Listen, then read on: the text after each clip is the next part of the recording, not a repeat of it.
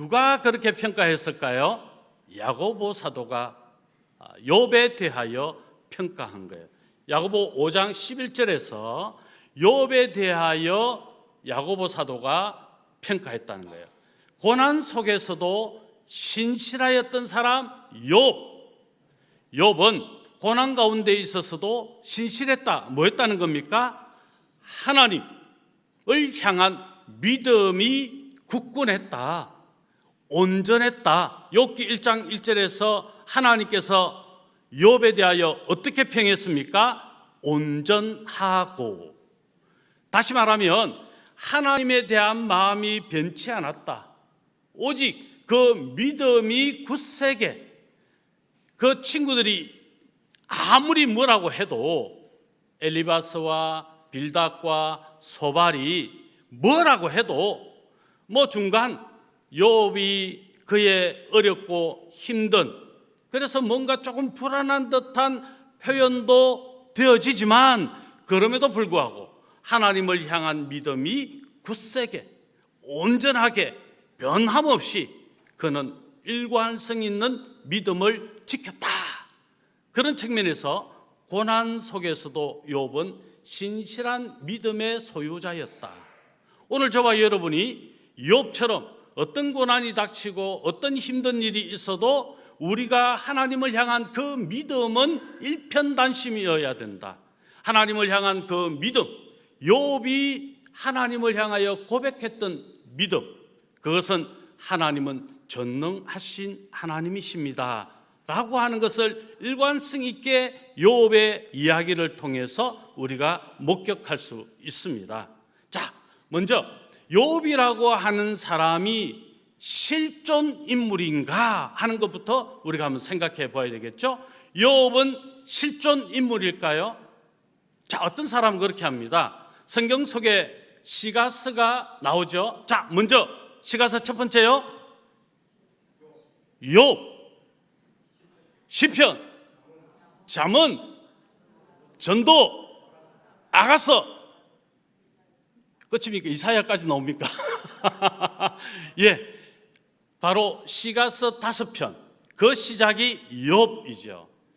시라고 하니까 우리는 일반적으로 상당히 어떤 좀 추상적인 개념에서 이야기되어지고, 또 좀 욥기서를 살펴보면 이게 이성적인 측면에서 현실성이 있는가라고 하는 대목도 간혹 만나게 돼요.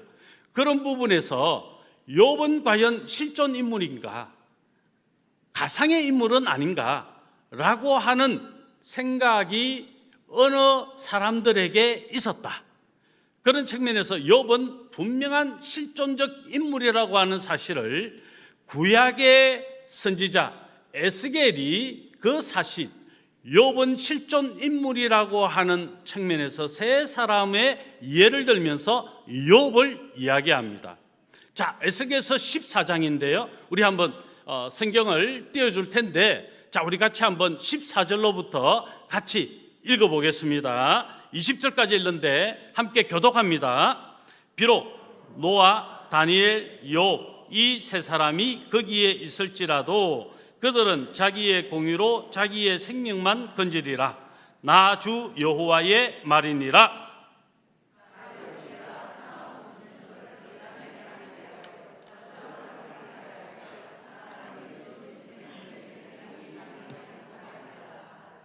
비록 이 세 사람이 거기에 있을지라도 나의 삶을 두고 맹세하노니 그들도 자녀는 건지지 못하고 자기만 건지겠고 그 땅은 황폐하리라. 주 여호와의 말씀이니라.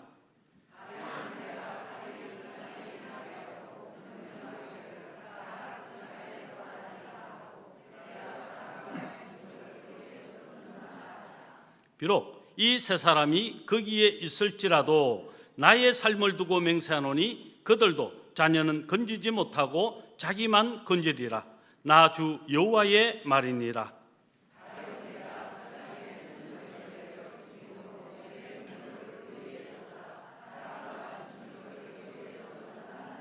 같이 읽습니다. 비록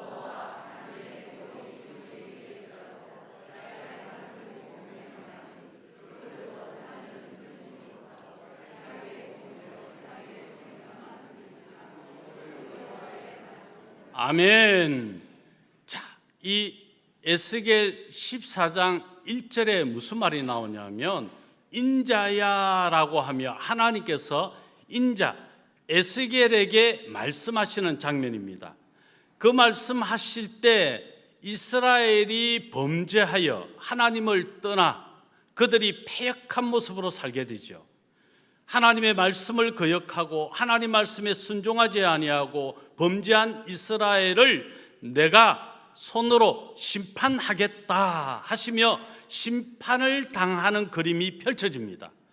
그러면서 나오는 믿음의 세 사람이 소개가 된 것이 노아, 다니엘, 욥이거든요.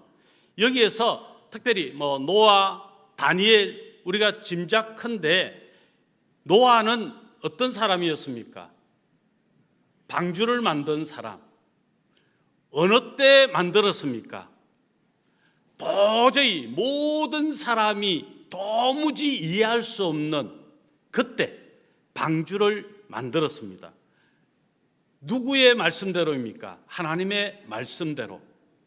인간이 볼 때에는 정말 어리석고 뭔가 모자라는 듯한 행동을 노아가 합니다.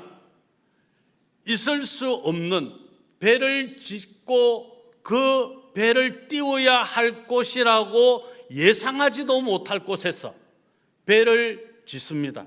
그리고 배를 만든 그때 아무도 생각지도 못하는 저런 규모의 배를 왜 만들어야 하나? 그런데 하나님의 말씀에 노아는 그냥 무덤덤 말씀에 순종해 방주를 짓죠. 여러분, 이것이 그냥 쉬운 것일까요? 우리의 생각을 거기에 포함시키고 내가 살아온 경험을 포함시키고 그리고 내가 가지고 있는 지식을 포함시키면 도무지 할 수 없는 일이 노아가 방주 짓는 일입니다. 얼마나 큰 조롱거리가 됐겠습니까? 얼마나 많은 사람들이 그를 비웃었겠습니까? 이건 누군가가 욕하고 때리는 것보다 더 힘든 고난이 노아에게 있었다라고 우리는 분명하게 생각해 볼 수 있는 대목이죠. 여러분, 우리의 마음을 건드는 것만큼, 그래서 우리의 마음을 상하게 하는 것만큼 더 큰 아픔은 없습니다. 차라리 한 대 집박히면 맞을 때 아파도 조금 있으면 괜찮아져요. 약 바르고 나면 시간 지나면 사라져요. 그런데 우리의 마음의 흠집을 한번 콱 만들어 놓으면 이건 죽을 때까지 가는 경우도 있어요. 그만큼 마음을 다치게 하는 것은 끔찍한 고통이고 힘든 거예요. 노아는 수많은 꼬집힘을 마음에 당했어요. 엄청난 고난이에요. 여러분, 이거 짐작하셔야 돼요.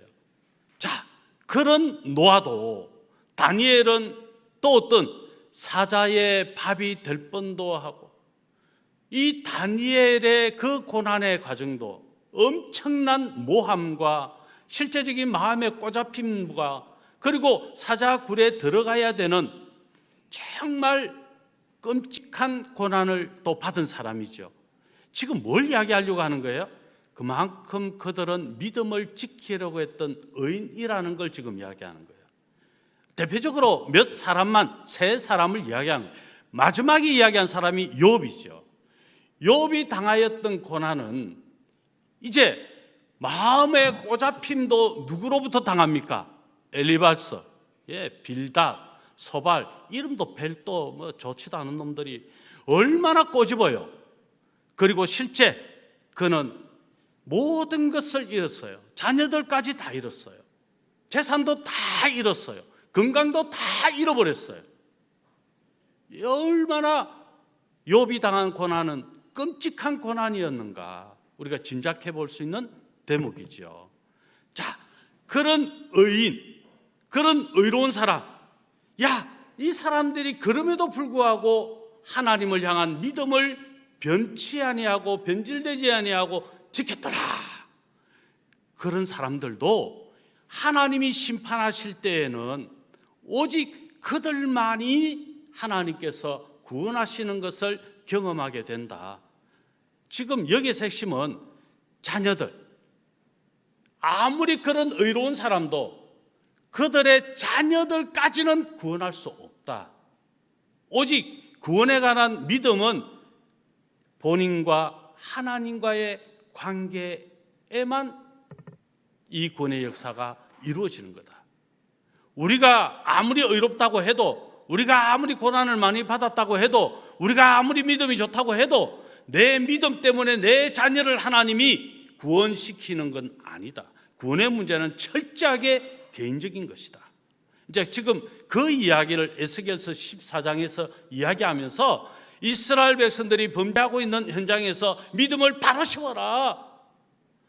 저런 고난받았던 믿음의 사람들, 그들조차도 그들뿐 구원받을 수 있는 것은 그들뿐이다. 가족이 아니고 자녀도 아니다. 이스라엘 백성들아, 너희 모두가 하나님을 향하여 신앙을 회복하고 믿음을 바르게 가진 의인이 되어라. 지금 에스겔의 외침은 그거예요. 자, 거기에 욥을 이야기한다. 그런데 이런 대목이 상당히 중요하다는 것이죠. 자, 이 세 사람이 거기에 있을지라도, 또 이 세 사람이 거기에 있을지라도, 이것을 세 번이나 계속 반복해요. 이 욥은 실제 인물이었고, 그 실제 인물인 욥이 지금 이 자리에 있을지라도 라는 말이죠. 그래서 현재적 의미에서 과거에 실존했던 사람이 현재에 있더라도 이 전제는 무엇입니까? 과거에 실제 있었던 사람이다. 그래서 욥이 그냥 가상의 인물일 것이다 라고 이야기하는 것은 꿀밤 5대 맞고 100대 더 맞아야 된다는 거예요. 자, 그런 의미에서 욥이 실존 인물이며 그 고난을 당했던 것 같이 우리도 어떤 고난이 오더라도 우리의 믿음을 끝까지 지켜야 된다. 욥은 고난 속에서도 신실하게 그가 믿음의 삶을 지켰다. 오늘 우리가 욥을 통해서 본받아야 될 게 뭡니까? 어떤 고난이 와도 우리의 믿음이 변함이 없이 오직 하나님을 향한 그 고백으로 하나님의 전능하심을 인정하며 그분을 향한 아름다운 믿음의 고백으로 우리가 살아야 된다고 하는 사실, 이게 나오죠. 자, 여기에서 우리는 욥은 어떤 사람이었다? 실존한 인물이었다. 자, 야고보서 5장 11절의 말씀 근거로 해서 우리가 또 하나 생각해 볼 것은, 야고보는 욥을 인내한 사람, 즉 고난 속에서도 신실했던 사람의 본보기라고 분명하게 이야기한다라고 하는 측면에서 우리는 그 내용을 뒷받침해 주고 있죠. 자, 야고보서 5장 11절의 말씀 우리 같이 또 한번 읽어봅니다. 같이 읽습니다. 보라,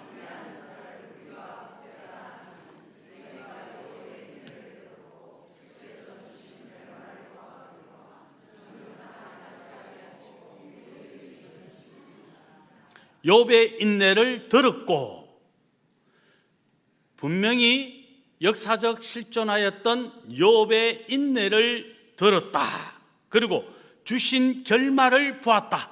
하나님이 그 욥을 어떻게 또 보상하셨는지 그 결말을 우리는 보았다.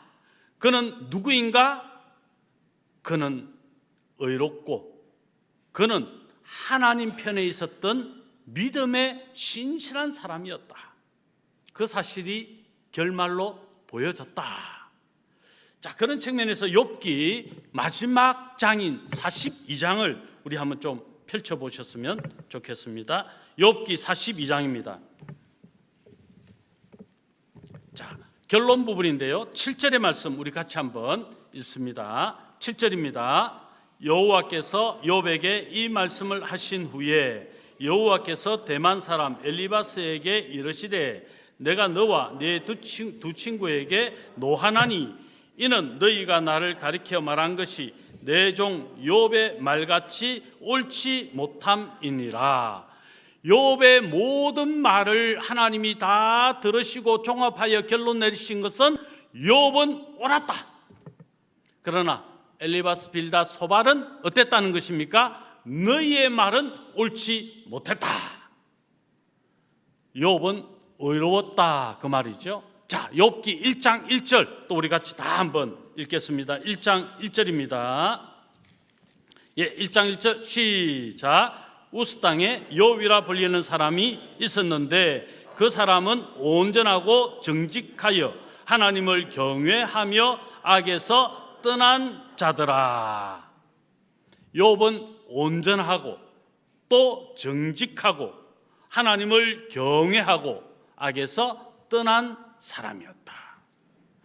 역사적 실존 인물이었던 욥은 그런 고난 가운데서도 그는 하나님 보시기에 얼마나 신실했는가 하는 사실을 1장 1절에서 욥에 대하여 그는 어떤 인물인가에 대한 결론을 언급하시고, 그리고 42장 끝장에 가서 욥은 옳았다, 그가 어떤 사람이었는지 옳았다, 그는 온전했다, 그는 정직했다, 그는 여호와를 경외했다, 그는 악에서 떠난 사람으로 그는 옳았다.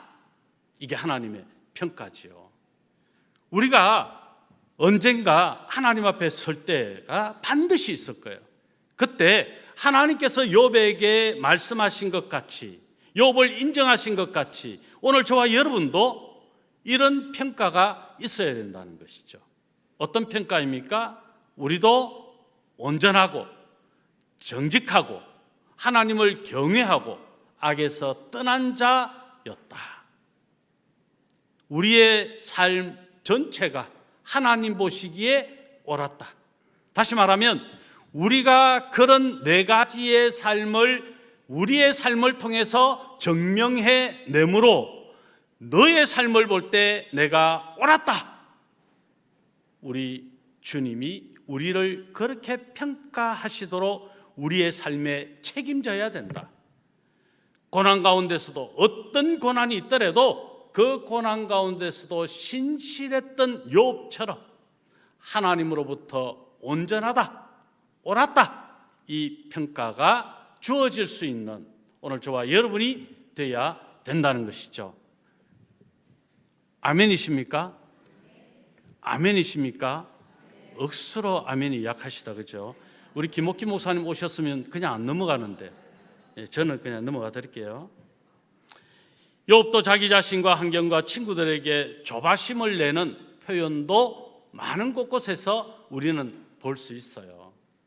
자, 그리고 하나님을 믿는 믿음, 그는 그 믿음에서 떠나지 않았다라는 사실을 우리가 욥기서를 읽으면서 발견해내는 그 재미를 쏠쏠 누려야 된다. 앞부분에 성경 몇 권은 뛰어넘었죠. 왜 뛰어넘었을까요? 탁월한 우리 설교자 두 분을 통해서 앞부분이 새벽마다 수요일마다 너무너무 은혜롭게 잘 선포되어졌기 때문에 저도 너무 많은 은혜를 받았어요. 자, 그래서 이제 오늘부터의 본문이 바로 욥기서니까 욥기로 넘어갔던 것이죠. 자, 제가 왜 이 이야기를 드리나? 자, 욥기는 세 대립으로 나옵니다. 1장, 2장에 욥이 어떤 대립을 합니까? 그리고 3장으로부터 37장까지 또 어떤 대립이 나올까요? 그리고 38장부터 42장까지 나오는 이 대립, 세 가지의 대립 속에 담겨져 있는 교훈. 먼저 첫 번째는 욥과 사탄의 대립이에요. 이게 1장부터 2장까지거든요. 그리고 3장부터 37장까지 이제 욥과 세 친구의 대립이 나옵니다. 그리고 마지막 대립은 38장부터 42장까지 하나님과 욥의 대립이 나와요. 자, 이 대립 속에서 드러내고자 하는 핵심적인 주제가 하나 있습니다. 뭘까요? 하나님의 정의. 하나님의 정의. 하나님이 어떤 분이신가? 그럼에도 불구하고 우리가 하나님을 어떻게 고백해야 되는가 하는 정의. 자, 우리가 일반적으로 욥기서는 이렇게 이해하는 경우가 있습니다. 고난 가운데서도 우리가 믿음을 잘 지켜야 된다. 지금까지 제가 이야기한 이 주제만을 생각한다면 욥기의 단면만 아는 겁니다. 물론 고난 가운데서도 우리의 믿음, 신실한 믿음을 지켜야 됩니다. 이건 아주 중요한 것입니다. 지금 그 이야기를 앞서 지금까지 했습니다. 그런데 욥기를 읽으면서 그 정도의 질문에 답할 정도라면 우린 욥기의 단면을 아는 거다. 결국 우리가 욥기서를 읽으면서 궁극적으로 이해하고 질문해야 될 것이 무엇인가 하는 것이죠. 그럼에도 불구하고 하나님은 우리의 예배, 경배의 대상이시다라는 거예요. 자, 이게 차이가 뭐냐 하는 건데, 아무리 고난이 있어도 내가 믿음을 잘 지킨 신실한 사람이어야 된다. 이건요, 그냥 내가 믿음을 잘 지켜서 하나님 끝까지 배신하지 말아야 돼, 그 정도가 아니라는 거예요. 어디까지 가는 것이다? 고난 가운데서도 그럼에도 불구하고 아무리 힘들고 어려운 상황임에도 불구하고 여전히 전능하신 하나님은 나의 예배의 대상이십니다. 그럼에도 불구하고 하나님은 저의 찬양과 경배를 받으시기에 합당하신 분이십니다 라고 하는 고백이 욥기서에서 궁극적으로 드러내고자 하는 거다 하는 거예요. 내 믿음을 지켰습니다, 그 정도가 아니라는 거예요. 그럼에도 불구하고 하나님, 내 믿음을 지킬 뿐 아니라 여전히 하나님은 전능하시고 여전히 하나님은 저의 찬양과 예배와 경배를 받으시기에 합당하신 분이십니다. 제가 무엇이간데 제가 고난받았다고 하나님의 영광을 드러내야 할 자리에 영광을 드러내지 못하고 예배해야 될 자리에 예배하지 못한다면 나는 아무것도 아닙니다. 그런 고백이 되는 거죠.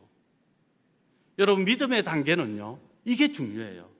그냥 우리가 기본, 내가 이 고난 가운데서도 믿음을 지켜야지, 그 정도면 우리의 믿음은 더 이상 성장하지 못해요. 어떻게 보면 그게 그 상태, 머무는 상태가 돼요.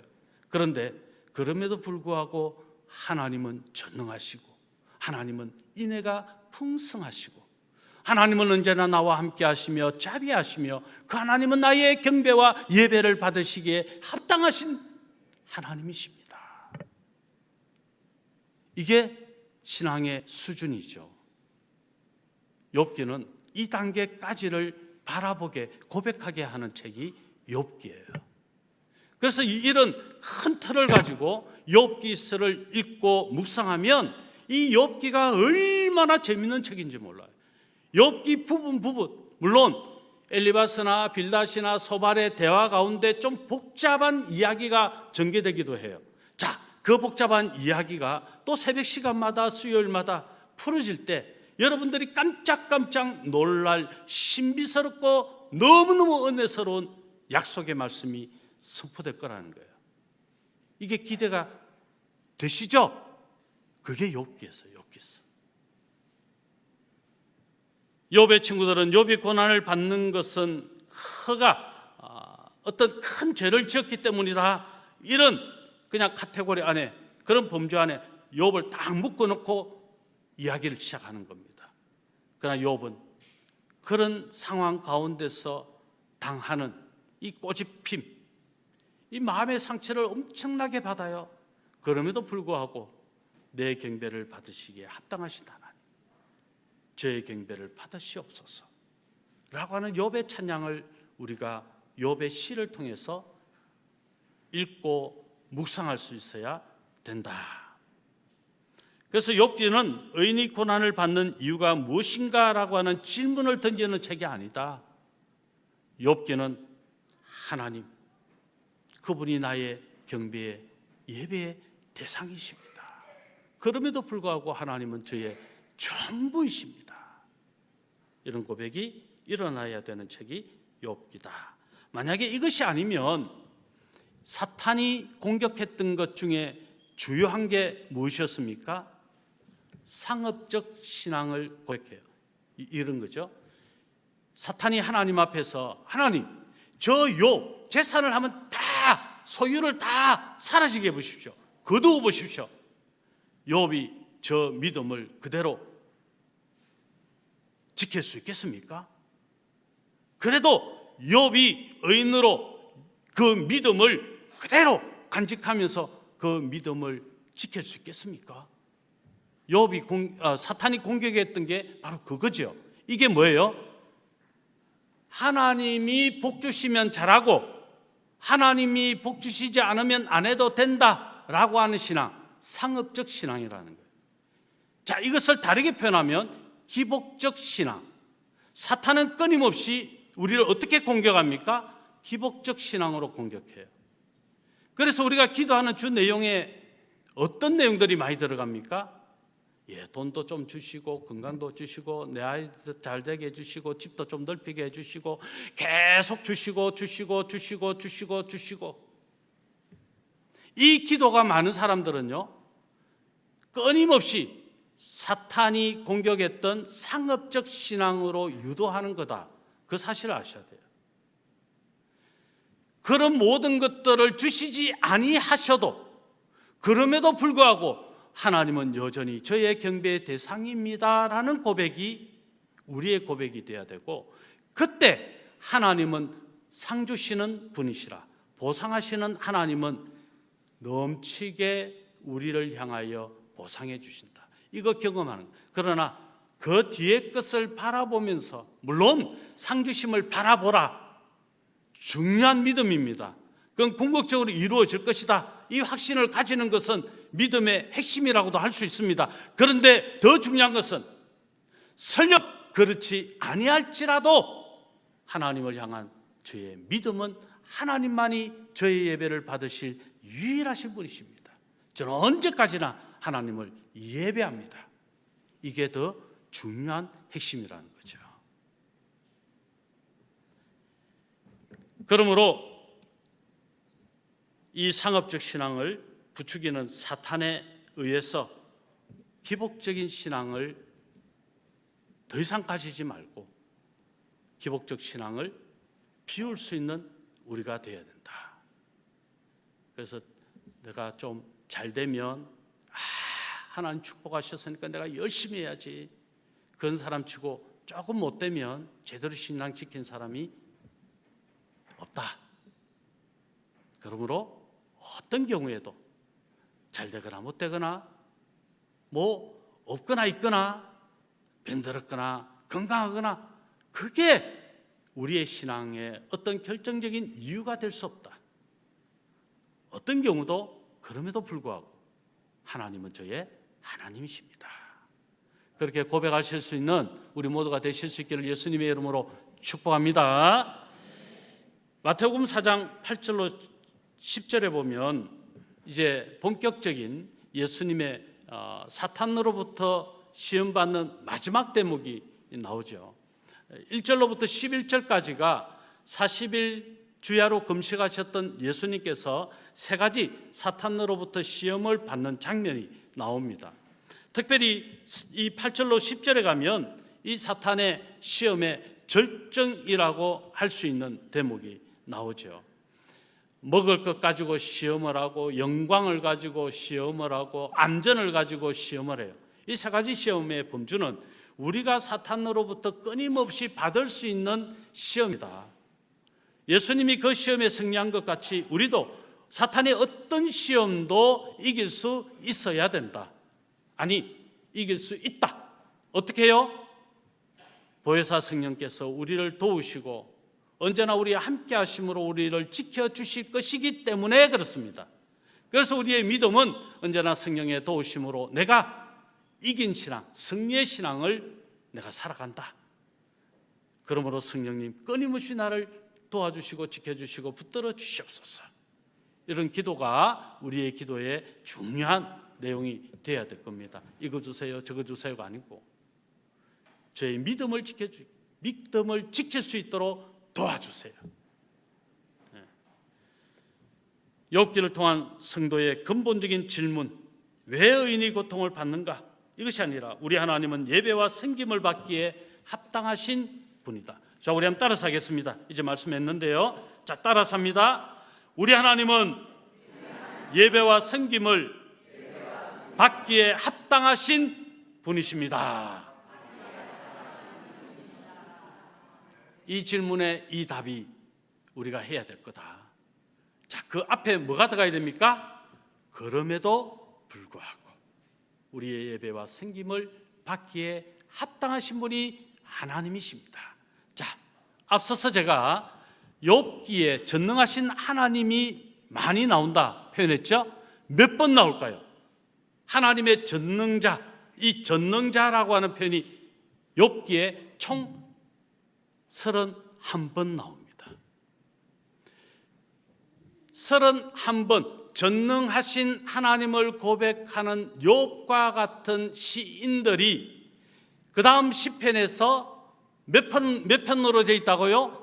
150편을 통해서 전능하신 하나님을 노래합니다.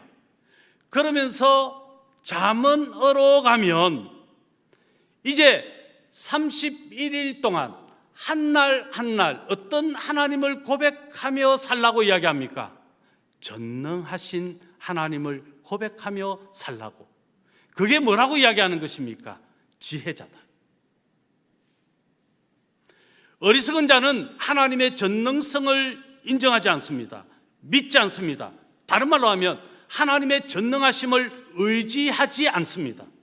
그러나 지혜로운 자는 하나님의 전능하심을 의지하고 믿고 하루하루 한 달에 31일 매일을 살아갑니다. 어떻게 해요? 시인들처럼 노래하면서 하나님을 경배하면서 하나님을 예배하면서.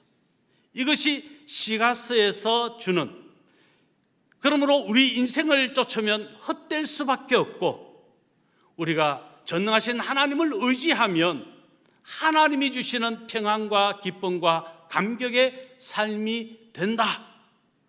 이 교훈이 전도서를 통해 펼쳐지는 거죠. 자, 그래서 시가서는 저는 그래요. 이 시가서 5권은 묶여져 있다. 아주 중요한 전체 욥기를 통해서 이 시가서의 시작을 통해서 하나님은 어떤 부분에서 서론과 결론을 다 묶고 있다. 저는 그렇게 이 욥기를 보는 것이죠.